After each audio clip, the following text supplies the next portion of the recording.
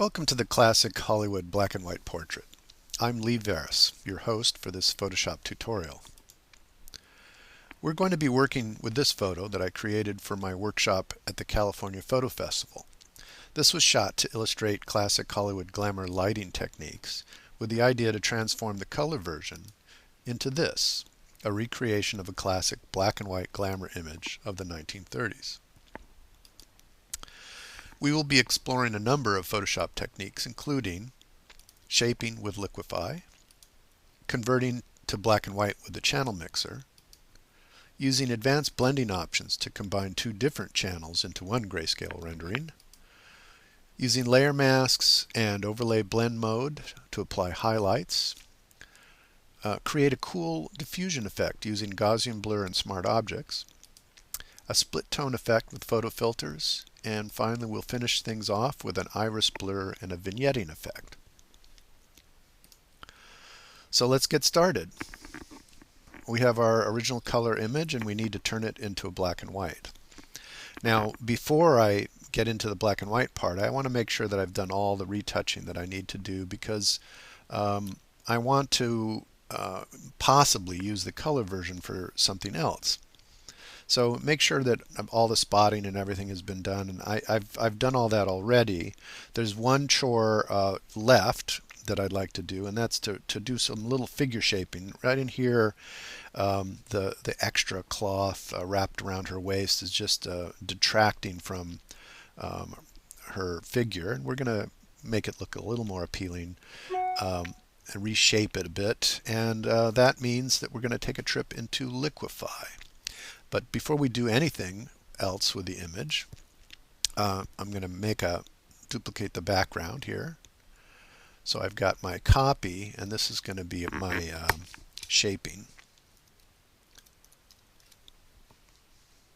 Okay, and we're going to go to liquify here under filter liquify.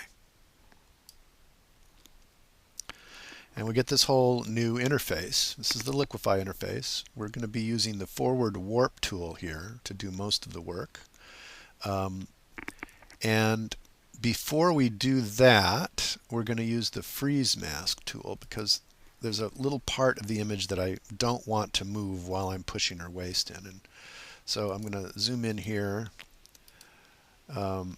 This little area here, these sort of beads that are hanging off her headdress, I want that to continue to hang straight down. So I'm going to have to resize the brush here. I'm going to use this freeze mask tool to paint a mask that freezes the image in place. So we're going to freeze this whole section here.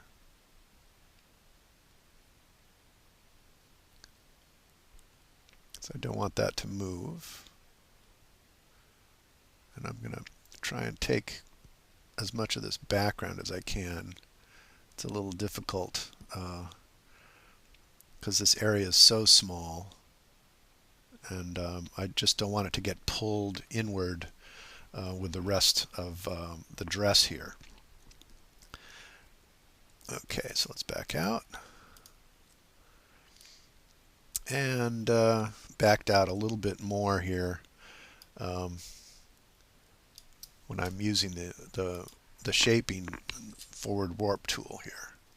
So I'm just hitting the bracket keys to make the brush bigger, the right bracket key, and the whole trick to using liquify is to use a very low brush pressure.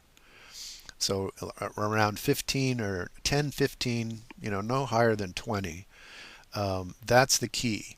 If you use too large if you use the default, which I believe is at 50, the image jumps around way too much. We want to move it slowly. So I'm going to start pushing the image here. You can see I got a little bit of that. Some of this, the beads that are hanging down have started to move over just a little bit because they're too close to the edge of the freeze mask. Now I'm also pulling on some of the texture and the pattern in the wall behind her, so I'm going to have to fix that. So I'm just kind of giving her a little more of a nice hourglass shape, and maybe we'll change the sash cloth here to drape around her breasts a little more, so it's not just a straight line. Maybe I can pinch this side just a little bit, although it's in shadow, we don't really see it so much. Okay, and I'll show you one more tool. This is the tool that every guy loves, the bloat tool. And I'm just going to demonstrate it here for you. Anyone that overuses this tool should have their Photoshop license taken away. Just going to give it just a little more swell there. Okay, now there's some things I'm going to have to fix, but that's pretty much what I wanted to do. I'll test it by showing the backdrop here. By clicking this show backdrop, I can kind of see a before and after. The backdrop shows where the image started off in a sort of transparent overlay, so we can see how much we've moved it and if that's enough or not enough. Okay, and then when we're ready, we'll just click on OK, and there you go. So I've gone from here to here. Now I have to fix some things. I've got to fix a little problem here and a problem in the wall. So let's zoom in here. So I can see up there, I'm going to have to push this shadow up into there. And I've got a kind of warped texture on the wall here that I'm going to have to deal with. So rather than cloning, although I may have to do a little bit of cloning, I think it may be faster for me to just grab a piece of this. So I'm getting the lasso tool over here, and I'm going to just select part of this wall texture here. I'll hold down the Option key, and it turns the lasso tool into kind of a little rubber band thing here. And I'm going to just grab a bit of texture here from the wall.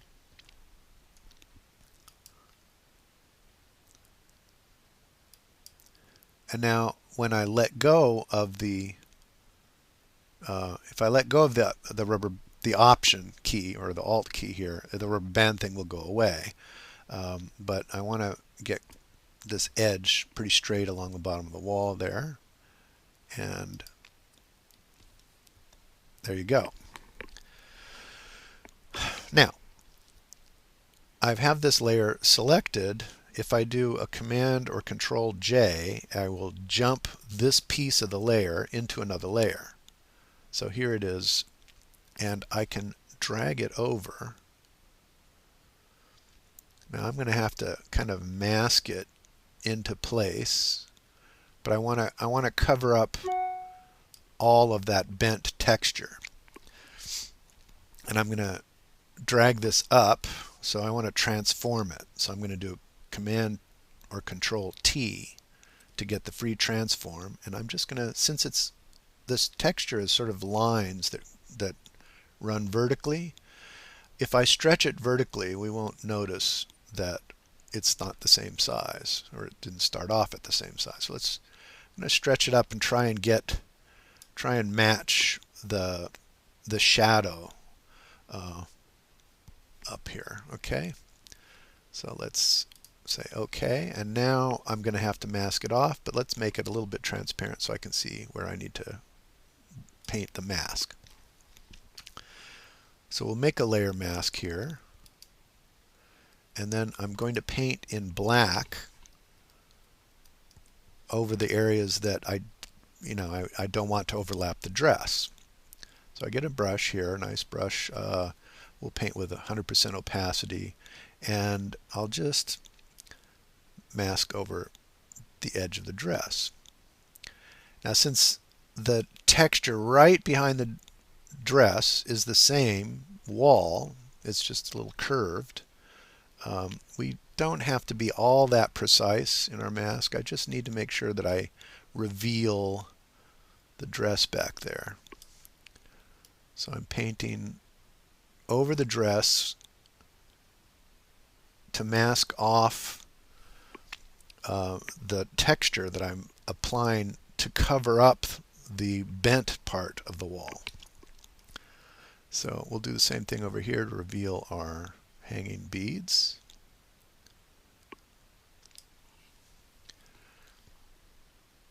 Okay, so there you go. Now we've covered up that mess, and now the last part of this is just fixing up into this area, and for that we can use the clone stamp tool.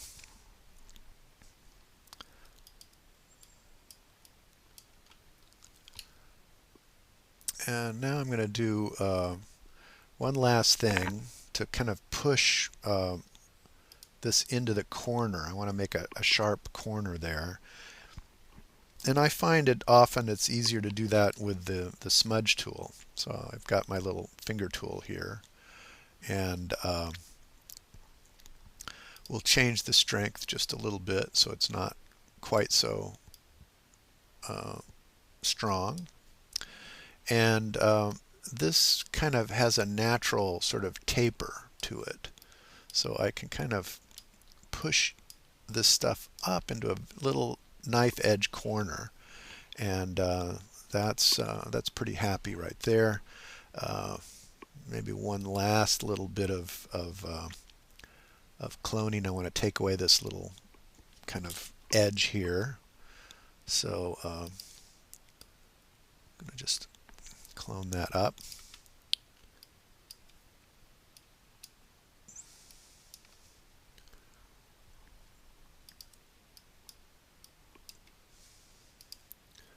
And there we go. All right, so let's back out now. See where we are. Okay, so now we're ready to do our black and white. Whenever I have a color image and I'm considering going into black and white, the first thing I do is look at the channels, because every color image is made up of grayscale channels. So for instance, if we look at the red channel, this is what the black and white of the red channel looks like. And clicking on the green thumbnail here, that's the green channel, and blue. Red, green, blue. So what I'm looking for is what parts of these channels do I want to use. Now I like the pale skin rendering in the red channel, so I definitely going to be doing something with the red channel, but the dress looks a lot better in the green channel. And then, maybe we'll use the blue channel, has darker skin, and I think it's possible that the blue channel on the dress may actually look better too. There's a little more contrast in that blue channel. So it looks to me like we're going to be using red and the blue channel. Okay, so we go back to our RGB composite, back to our layers, and I'm going to do a black and white conversion using the channel mixer. So we'll put the channel mixer adjustment layer up there by clicking on that little icon. The channel mixer has some presets here that create black and white, and they are named according to the kind of colored photo filters that we used to use when we were shooting black and white film. So what we're going to do here is pick, I'll start with the blue filter here. I'm going to do the black and white with a blue filter for the dress. So I get the nice black and white on the dress. And now I want to get the red channel. I'm going to do another channel mixer here and get the red channel for the skin, which is much nicer here in the red channel. So I need to do another channel mixer, but the problem here is if I now pick red filter, it's the same because the image has already been converted into black and white. So the channel mixer can't do anything because all three channels are the same. But there's a little trick here that forces this channel mixer to reach down to the bottom to pick up the new red channel from the bottom of color image instead of right from this previous layer. And that's in the advanced blending option. So we're going to select here blending options from our layer options flyaway. And we get this layer style dialog here. And here's the trick. We're going to change the knockout. So in this advanced blending area, this knockout to deep gets the image to reach down into the bottom layer and pull up that rendering into the top. So now we have the sort of red channel on top of the blue channel. Okay. So, but I only want to use the red channel for the skin. So I'm going to invert the layer mask that comes in with the channel mixer. So I'll do Command or Control I to invert that layer mask. So now it's black. And now I'm going to paint in with white into the black layer mask over the skin. And I also think that the headdress is probably better in the red channel. Yes, it's lighter. I want that. And the skin is much lighter, so we're gonna paint over all the skin.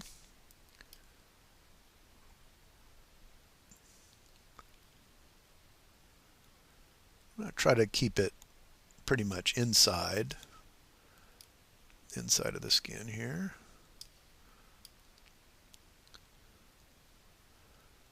And now I'll zoom in and do a little more detailed work. Pull that mask out to the edge there.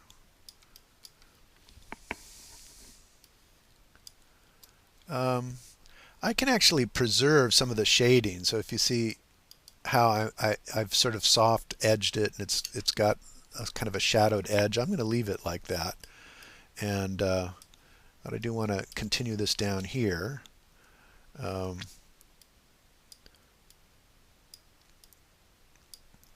I'm going to leave the shading there as much as possible.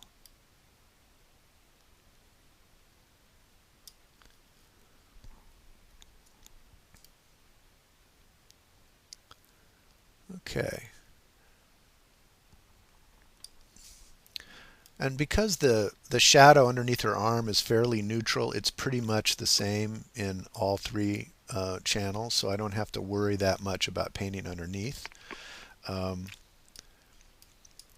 okay, there you go. Now we have the lighter skin, and also her eyes are lighter. She has brown eyes, and in the red channel they've opened up, but the lips now are a little too pale. So I'm going to actually mask off with black again now to get the darker lips from the blue channel to come back.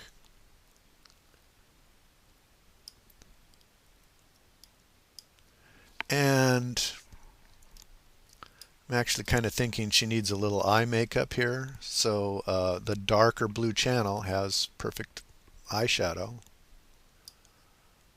So we're going to paint that in.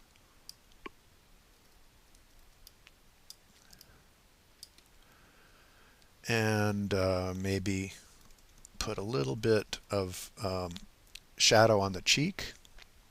So I'm going to change the opacity here so I can kind of dab it in slowly. I don't want to go too far with it. I'm thinking also maybe just the side of the nose a little bit. Yeah, just to bring out that shape. And all right.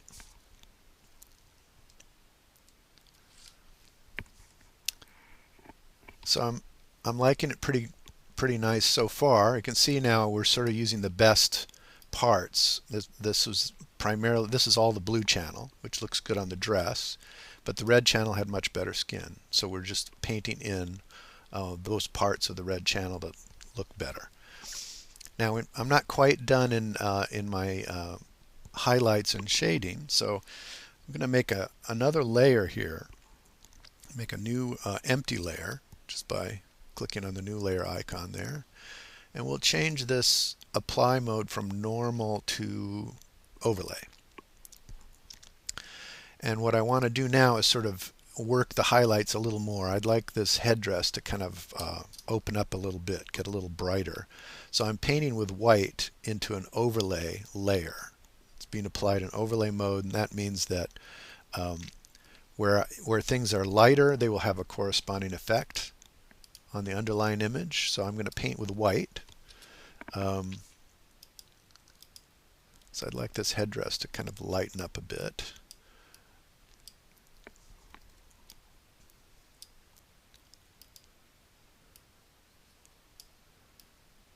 So I want this sort of gold look to translate in black and white, and it's not coming out as light as I'd like. So I'm just gonna gradually lighten things up here.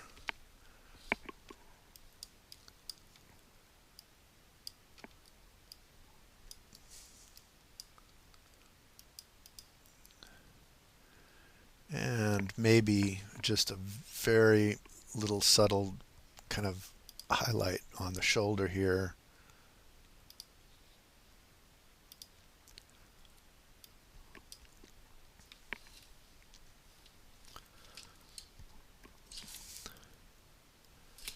You can kind of play the highlights with this technique.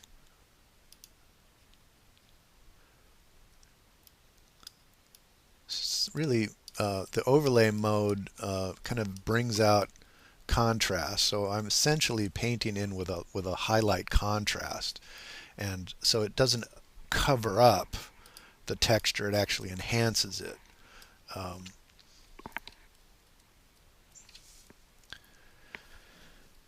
And George Hurrell used to do this all the time. He would paint a little highlight on the nose. So that's what we're going to do here. We're just going to put just a little, bring out the bridge of the nose just a little bit. There we go.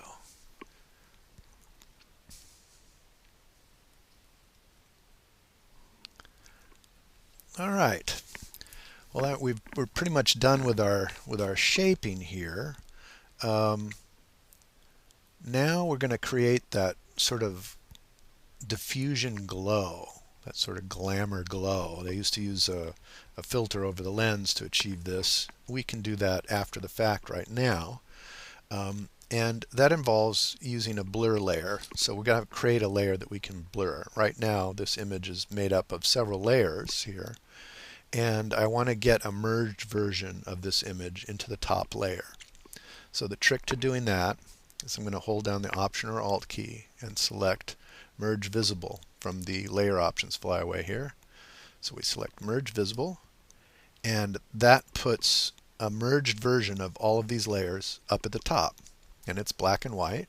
It's exactly the same as the underlying layers. And this is going to be the source of our diffusion. In order to do a diffusion, we have to run a blur filter. But before I run any filters on this, I'm going to label this diffusion. And this is our highlights. Okay. Before I run any filters on this, I'm going to convert this into a smart object. So under here, Layer, Smart Objects, I'm going to convert that layer to a smart object. Now, why am I doing that? I'm doing that so that when I run a filter on this, I can change my mind while the effect is in place over the image. And I'll show you what I mean. So we're gonna run the diffusion blur filter. We'll just use Gaussian blur. And the trick here is to find enough of a blur that it's clearly blurred, but not too much so that you don't recognize what the image is. So I'm going to start with this, and you'll notice now the blur filter appears as sort of like a little sublayer underneath our smart object. And this allows me to go back into the Gaussian blur. If I just double click it, I'll get right back where I started, and I can readjust the filter. Okay, but I want to see how this looks I've got a number of options for creating that diffusion effect. The simplest one is just to reduce the opacity. But the one that I'm going to use is to change the apply mode from normal to overlay. Now this is a kind of a contrast diffusion effect. So it's made a lot of contrast here with the underlying image. And some of that I like, but it's a little too strong. So what I'm going to do is go beneath the blur layer and put a curve adjustment that reduces the contrast. So I'm actually going to open up the shadows a bit and then reduce the highlights a bit.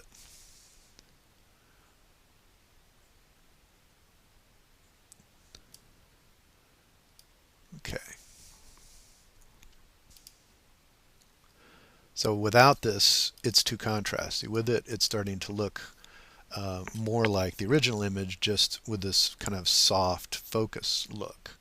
So I'm going to turn off both those layers. There's our original. Turn them both on. There's our diffused look. And maybe it's a little too strong.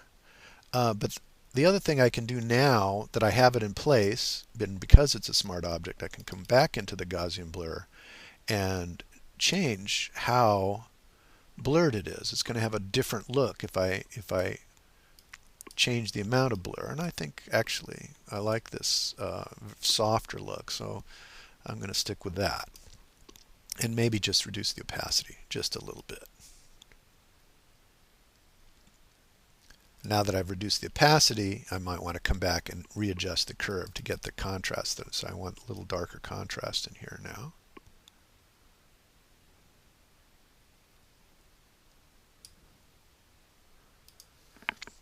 So what I'm going to do is put both of these layers into a group.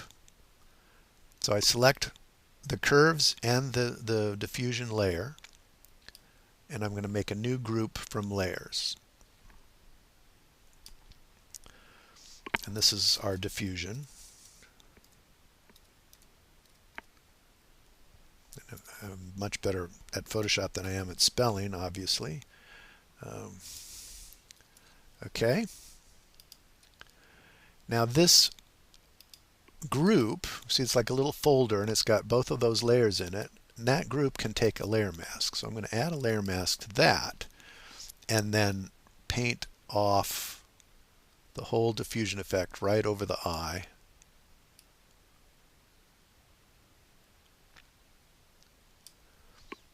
And let's do it also on the lips. Bring back the full contrast of the lips. Just put a little sparkle in that. It's a subtle thing, but at a distance it really kind of pops those eyes.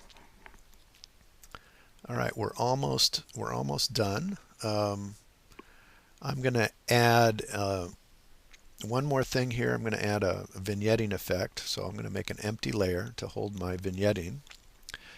And we'll change the apply mode to multiply. We're going to paint a gradient. So I get the gradient tool here, and I have black as my foreground color.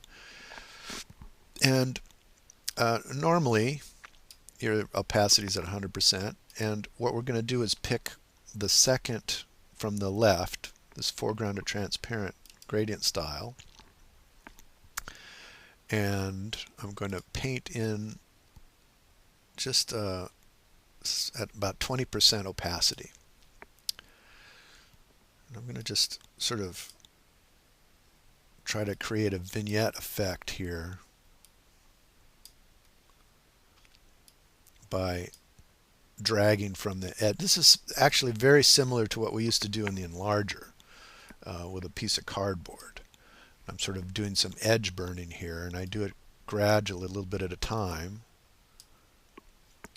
And some of it's going over the face, and I will fix that in a minute. But I wanted to create a little more of a sense of this spotlight effect on the background, and kind of darken the edges all the way around. Okay, so this is my edge burning effect, and you can see it's going over her head here, so I'm going to mask it off. I'll create a layer mask there, and I'm going to paint with black to take that edge burning off the head, something we couldn't do back in the good old days in the enlarger. So I'm masking away the edge burning, so bring back the full brightness of the top of her head there.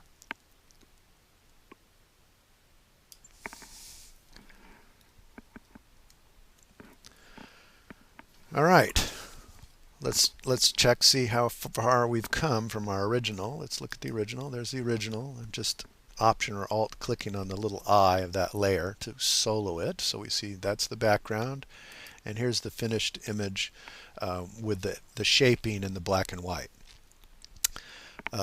One more thing we need to do. I want to create kind of a sepia tone look here with this image. So let's use the photo filter. So the little camera icon here gives us colorizing filters, essentially, that are suggestive of photographic filters. So we can use a warming filter here, or I'm just going to pick sepia here to get the right tone into the image. And for a little bonus effect here, I will we'll achieve kind of a split tone. So let's make another photo filter here, and this time we're going to try a cooling filter, like an 80, or let's see, maybe 82. Yeah, I like this one, this color a little bit better. Okay, now to create the split tone effect, because I've got the warm tone underneath this, I'm going to go back to our blending options here, and this is a shortcut to get to the blending options dialog. If you just double click in the empty area of a layer here, you'll get the layer style dialog again, and what we're looking for here is the blend if area. So what I want to do is blend through the darker parts of this layer to reveal the warm tones from the underlying image. So I'm going to move the black slider over, and when it reaches a certain point, you can start to see now everything that's darker than this level is now being revealed in the underlying layer. But it's making a hard edge here, and I don't like that. So I'm going to soften it by creating a transition zone here. And we hold down the Option or Alt key and then split apart this triangle. And now I can pull it apart and create a softer transition, so you can see now that instead of a hard line, that's now a soft gradient. And my goal here is to have the highlights be a cooler color and the shadows be this warmer color.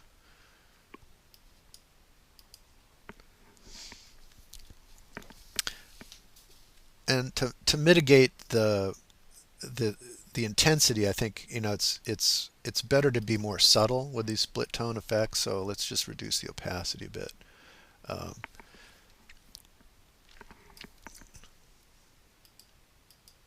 So it's kind of an interesting effect where the highlights are going cooler and the shadows are going warmer. We can, again, I always think more subtle is better. So reduce the opacity of that layer. And we're pretty good here. I think that this is pretty successful in recreating the classic glamour look of the 1930s. But let's try one little thing here. I'm gonna turn off all of this black and white stuff on top. Here's our shaped color and retouched color version of the image.